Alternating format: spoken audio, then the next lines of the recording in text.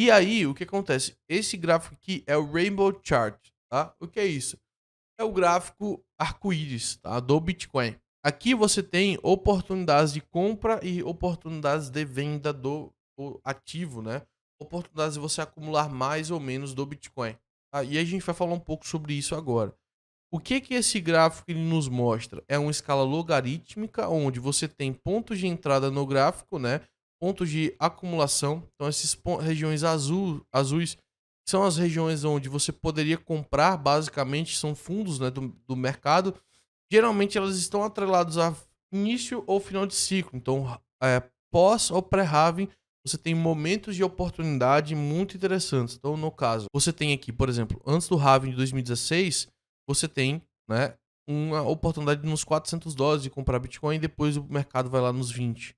Depois, pós-halving, né, e pós-bull market, você tem um fundo do mercado lá nos 3.200 por ali e depois novamente nos 5.300 foi a pandemia. Temos o halving, explosão de preço. Então, essas regiões aqui são regiões de oportunidades de acumulação. Onde é que está essas oportunidades? Olha aqui, gente, ó, a partir dos US$ 20.000 seria grande oportunidade de acumular e o mercado nunca mais voltar para essas regiões. Eu falo isso porque nas últimas regiões azuis, olha, 200, 300, US$ 400, né? E o mercado nunca mais voltou para essas regiões, né? E aqui também, ó, US$ 10, US$ 15, então seriam as oportunidades de você comprar, né, e acumular para o longo prazo. Matheus, eu vou comprar, tenho medo do mercado, tenho medo do mercado reverter, você não sabe operar. Cara, compra nessas regiões de oportunidade, tá? Essas regiões de oportunidade, você vai poder surfar uma recuperação, muito possivelmente. E outra coisa, olha como é importante, ó. 2015 para 2016, olha quanto tempo a gente passou nessa região azul. Nós passamos um ano. Então o bear market, gente, não é uma região de ruína, não. O bear market é uma região onde te dá tempo de comprar, de você viver a sua vida, de trabalhar, de trampar mesmo, de fazer, arrumar um job, um trabalho, né, conseguir juntar grana, né, e ir comprando aos poucos. Essa é a grande característica de um bear market.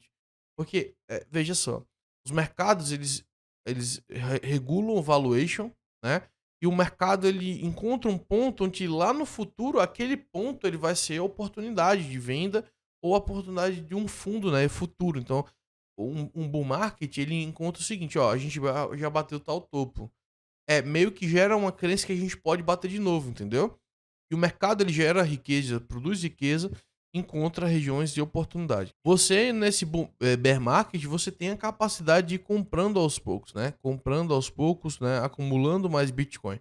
Então aqui você tem o que? A partir dos US$ 19.000. Por isso que eu não acho, absolutamente não acho que nós vamos encontrar, né? Nós teríamos um ponto por exemplo, de encontrar um fundo abaixo dos US$ 20.000. Não acho. Não acho. Até porque a gente tá meio que caindo de uma forma tão agressiva que se o mercado se recupera, se o mercado se recupera, é, a gente deve ter uma recuperação interessante em zonas importantes do preço. O Looking to Bitcoin, que é um site bem interessante, onde você tem o Stock to Flow, né? O que é o Stock to Flow? É um modelo que foi muito utilizado. Hoje está um pouco em descrédito, mas eu não coloco ele em xeque, não. Eu acho que é um parâmetro muito interessante para oportunidades, tá? O que acontece, ó? Nós temos uma linha média, que é essa linha vermelha, que ela passa meio que como se fosse o stock to flow, né? O fluxo e demanda do Bitcoin, né? E o preço ele passa mais ou menos por cima da média, né? Então, esse stock to flow ele mostra mais ou menos o que acontece com o preço antes e pós-halving, pré e pós-halving, tá? Então, por exemplo, nós temos aqui as regiões vermelhas aqui, ó, 1.400 dias antes do halving, né? Lembrando, o próximo halving vai acontecer em 2024, né? Nós estamos aí só apenas há 2 anos só. E o day zero, né? Que é o halving, tá? Então, quanto mais vermelho está mais longe, quanto mais azul, roxo está mais próximo.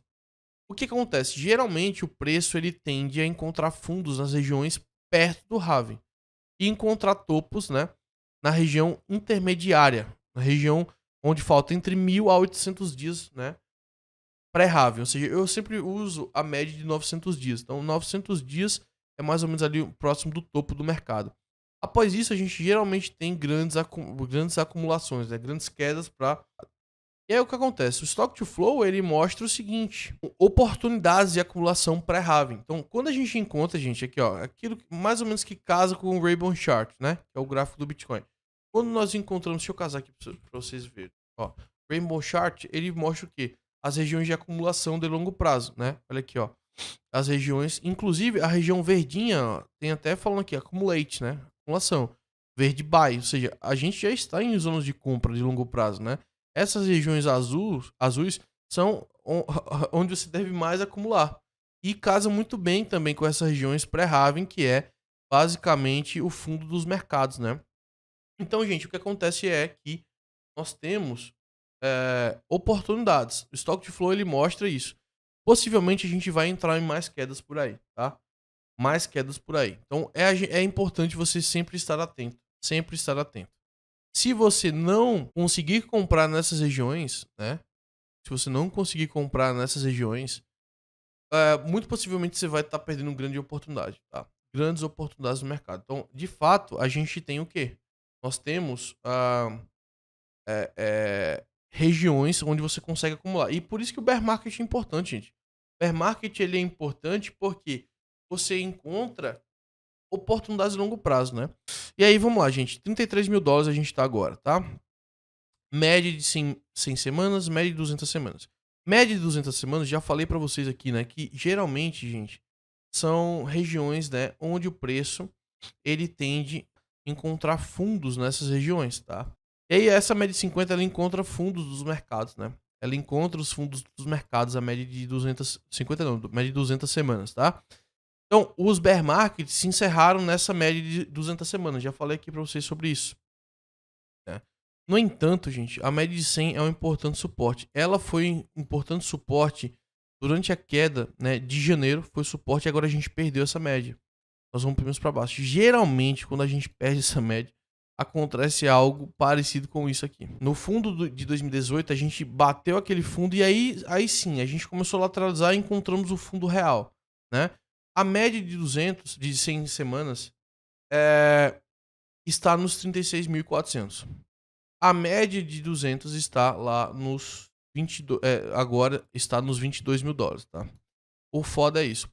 O problema central é esse. A gente tem um suporte temporal nos 29, mas se não segurar e fizer um pullback voltando acima da média, a gente deve ter uma queda mais forte com isso no mercado, né? Então a gente precisa voltar acima dessa média.